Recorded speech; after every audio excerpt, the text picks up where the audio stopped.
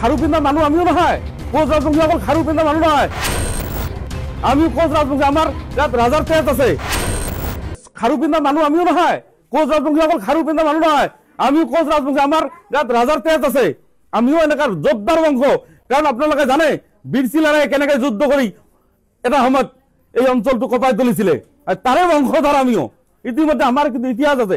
আজি এফচু দল তেনেকুৱা আমাক মন্তব্য দিব, আমি কোনো এফচু টফচু ভয় নকৰোঁ, আৰু আমি খাৰু পিন্ধা জাতো নহয়। শিৱসাগৰৰ বিধায়কজনেতো খালি বিতৰ্কত থাকে, তেওঁতো বিতৰ্কিত মানুহ। তেওঁ আমাৰ কোচ ৰাজবংশী জনগোষ্ঠীৰ জনজাতিকৰণটো নিবিচাৰে। আমি তেওঁকতো বাৰে বাৰে সদনৰ পৰা বহিষ্কাৰ কৰে, সেই বহিষ্কাৰ কৰা নেতা আমিও কোচ ৰাজবংশী জনগোষ্ঠী। যদি আমাক তেনেকৈ ভাবি আছে, তেওঁ আমাক বিৰোধিতা কৰিব। আমি অখিল গগৈ নহয়, তেওঁৰ দলটোকে বহিষ্কাৰ কৰিম। হয়, আমি চৰকাৰক এটাই আহ্বান জনাম, আমাৰ যাতে এইবাৰ ললিপপ নহয়, কোচ ৰাজবংশী জনগোষ্ঠীকে ধৰি 6 জনগোষ্ঠীক যাতে জনজাতিকৰণ অহা শীতকালী অধিৱেশনতে যাতে এই বিলখন পাছ কৰি অসমৰ 6 জনগোষ্ঠী যাতে জনজাতিকৰণ কৰে। যদি জনজাতিকৰণত কিবা ধৰণৰ ললিপপৰ সৃষ্টি কৰে চৰকাৰে 2026-ত, তেতিয়াহ'লে গম পাব 6 জনগোষ্ঠীয়ে কি পন্থা হাতত লয়। আমি চৰকাৰখনক এটা কথাই আহ্বান জনাইছোঁ, আমাৰ কোচ ৰাজবংশী জনগোষ্ঠীৰ অবিভক্ত গোৱালপাৰাৰ মানুহখিনিক আমাক এছটিকৰণ লাগিবই, এছটি কৰিব লাগিবই। হয়, বিজেপিৰ পক্ষত আমি আছিলোঁ, কিন্তু এইবাৰ যদি সেই অসম চৰকাৰত যিখন শীতকালীন অধিৱেশনত প্ৰতিবেদনখন দাখিল কৰিছে, সেই প্ৰতিবেদনখনত যদি আমাক জনজাতিকৰণ নকৰে, তেনেহ'লে মই ভাবোঁ এইবাৰ কোচ ৰাজবংশী জনগোষ্ঠীয়ে বিজেপি ত্যাগ কৰিব। নিম্ন আৰু উচ্চ লোকসভা আৰু ৰাজ্যসভাত বিল দুয়োখন সভাতে বিল উত্থাপন কৰি আমাৰ জনগোষ্ঠীটোক ধৰি 6 জনগোষ্ঠীক যাতে জনজাতিকৰণ কৰে, সেয়া আমি মুখ্যমন্ত্ৰী মহোদয়ক অনুৰোধ জনাইছোঁ। লগতে যদি আমাৰ অনুৰোধ নামানে, যেনেকৈ কোনোবাই আন্দোলন কৰিছে, এইটো আন্দোলনৰ পৰা আমি কিমান ডাঙৰ আন্দোলন কৰিম সেয়া সময়ত স্পষ্ট হ'ব।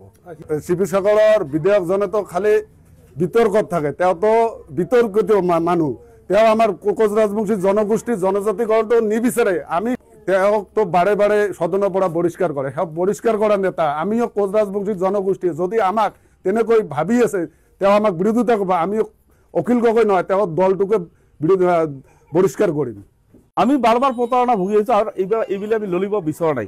অসমৰ মাননীয় মুখ্যমন্ত্ৰী ডাঙৰীয়াক আপোনালোকৰ চেনেলৰ মাধ্যমে অনুৰোধ জনাইছোঁ, যদি আপোনাৰ সদিচ্ছা আছে, অবিভক্ত গোৱালপাৰাৰ মানুহখিনি, কোচ ৰাজবংশী মানুহখিনিক জনজাতিকৰণ কৰক, কিন্তু বিধানসভাৰ আগতে লাগিব। যিহেতু শীতকালীন বাজেটখন ইতিমধ্যে 19 তাৰিখলৈকে চলিব, তাৰপিছত হয়তো ফেব্ৰুৱাৰীত কিবা এখন আৰু বাজেট এখন অধিৱেশন আছে। আমাক এই 19 তাৰিখৰ বাজেটতে আমাৰ যিখন বিধায়ক আছে, এইখন দিল্লীলৈ প্ৰেৰণ কৰি আমাক যাতে 19 তাৰিখৰ ভিতৰত জনজাতিৰ মৰ্যাদা যাতে আমাক লাভ কৰায়, তাৰ কাৰণে অনুৰোধ জনাইছোঁ। যদি ট্ৰাইবেল সংঘ ইয়াৰ পৰা বহুতো আন্দোলন কৰি আছে, ট্ৰাইবেল সংঘক এটা কথা ক'ব বিচাৰিছোঁ, আপোনালোকৰ পিতৃ সম্পত্তি বিচৰা নাই আমি। তোমালোকে যিখন ঠাইত আছা, এইখন আমাৰ ঠাই, এইখন আমাৰ কমতাপুৰ ৰাজ্যৰ ঠাই আছিলে। তেওঁলোকে জানে নে নাজানে? তেওঁলোকে ইতিহাস সম্বন্ধে তেওঁলোকৰ জ্ঞান আছে নে নাই?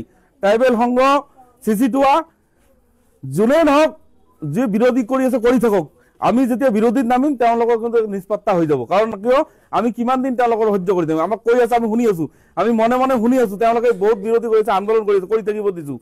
যেতিয়া আমি ওলাই যাম ভালকৈ, তেতিয়া কিন্তু তেওঁলোকৰ কথা বেয়া হ'ব। কাৰণ আমি চৰকাৰৰ পৰা বিচাৰিছোঁ জনজাতিকৰণ, আমি অসম চৰকাৰৰ পৰা বিচাৰিছোঁ, আমি ভাৰত চৰকাৰৰ পৰা বিচাৰিছোঁ। আমি কোনো ট্ৰাইবেল সংঘৰ পৰা বিচৰা নাই।